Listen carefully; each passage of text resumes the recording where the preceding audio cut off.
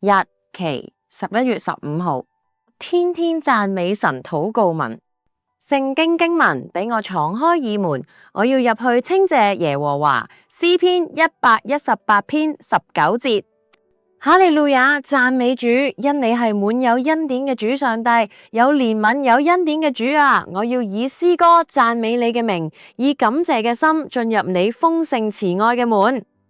求你作我常住嘅磐石，你已經命定要救我。我嘅救贖主，因為你係我嘅岩石，我嘅山寨。求你救我脫離惡人嘅手，脫離不義同埋殘暴之人嘅手。你係幫助我噶，你係我所盼望噶。從我年幼，你係我所倚靠噶。我從出母胎俾你扶持，叫我出母腹嘅係你。我必常常讚美你。